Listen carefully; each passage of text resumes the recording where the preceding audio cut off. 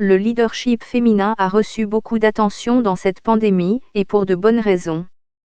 Très tôt, des dirigeants de pays comme Jacinda Ardern, Nouvelle-Zélande, Tse Ingwen, Taïwan, et Sheikh Hasina, Bangladesh, ont été félicités pour avoir adopté des mesures précoces contre le Covid et empêché la maladie de se propager davantage. Mais le lien entre le genre et les résultats des politiques de santé était surtout anecdotique jusqu'à présent.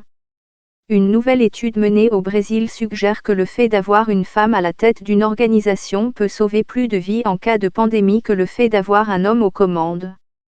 Les chercheurs ont constaté que les villes gouvernées par des femmes dans le pays ont enregistré 43% de moins de décès dus au Covid et 30% de moins d'admissions à l'hôpital que celles gouvernées par des hommes politiques. L'explication, disent-ils, est liée à l'adoption de mesures non pharmacologiques telles que le port obligatoire de masques faciaux et l'interdiction des grands rassemblements que les femmes étaient plus enclines à faire appliquer. Nos résultats fournissent des preuves causales crédibles que les femmes dirigeantes ont obtenu de meilleurs résultats que les hommes lorsqu'elles ont traité une question de politique mondiale, écrivent les chercheurs. Nos résultats mettent également en évidence le rôle que les dirigeants locaux peuvent jouer pour contrecarrer les mauvaises politiques mises en œuvre par les dirigeants populistes au niveau national. Les chercheurs ont réduit leur analyse de 5 500 municipalités brésiliennes à 700 villes dans lesquelles l'élection de 2016 a vu une course serrée entre une femme et un homme. Seules les villes où l'élection s'est déroulée sur une seule course ont été prises en compte, ce qui signifie des tailles de population inférieures à 200 000 résidents. En appliquant ces règles, les chercheurs ont voulu simuler autant que possible une expérience aléatoire. Ils se sont retrouvés avec un groupe de villes comparables, petites et moyennes, dans lesquelles les chances d'avoir un dirigeant masculin ou féminin étaient les mêmes. Sur la base des statistiques officielles, ils ont observé que les villes gouvernées par des femmes enregistraient 43,7% de moins de décès dus au Covid pour 100 000 habitants que celles gouvernées par des hommes. Cela correspond aux choix politiques faits par les femmes au pouvoir. Selon l'étude, les femmes mères ont adopté plus souvent que les hommes des interventions non médicales. Elles étaient 5,5% plus susceptibles d'interdire les grands rassemblements, 8% plus susceptibles de rendre obligatoire le port de masques et 14% plus susceptibles d'exiger des tests obligatoires pour entrer dans leur ville. Les chercheurs ont voulu souligner l'importance de ces choix en estimant le nombre de vies qui auraient pu être sauvées si la moitié des villes brésiliennes étaient dirigées par des femmes. Actuellement, seuls 13% environ ont des dirigeantes. Le pays aurait pu compter 15% de décès en moins, ont-ils dit. Ou, pour le dire autrement, ils estiment que 75 000 Brésiliens sur les 540 000 qui ont perdu la vie à cause du Covid pourraient être encore en vie aujourd'hui. Mais qu'est-ce qui fait que les femmes sont de meilleurs décideurs que les hommes, selon cette étude ? Les chercheurs ont examiné une série de facteurs possibles, tels que l'âge et le niveau d'instruction, mais n'ont trouvé aucune corrélation.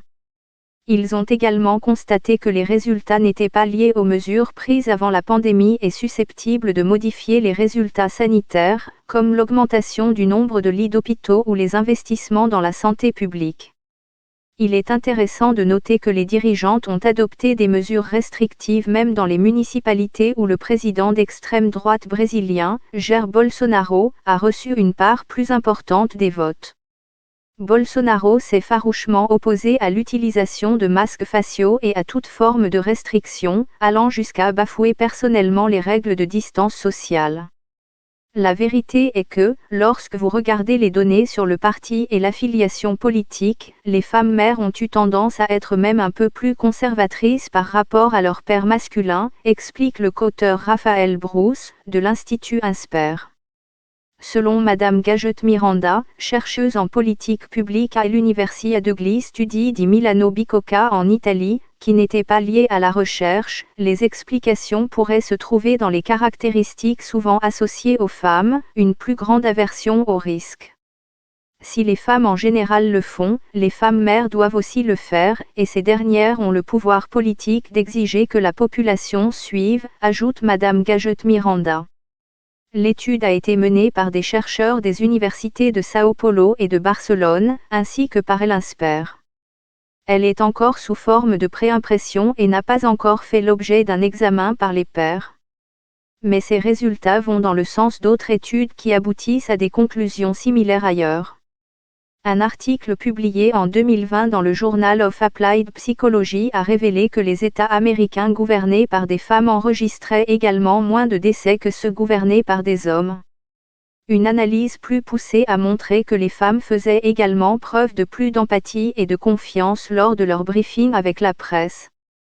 Une autre étude publiée cette année par des chercheurs des universités de Liverpool et de Reading a révélé que les pays dirigés par des femmes obtenaient systématiquement de meilleurs résultats que les pays dirigés par des hommes face à la Covid-19. Les chercheurs ont attribué ce résultat à la façon dont ces dirigeants ont réagi à la pandémie, de manière proactive et coordonnée. Il est souvent souligné que malgré leurs bons résultats, les femmes ont moins d'espace politique que les hommes, ce qui pourrait affecter leur gestion en cas de crise. Nous savons que la politique brésilienne est encore très dominée par les hommes. Cela peut mettre la barre plus haut pour qu'une femme soit élue que pour un homme.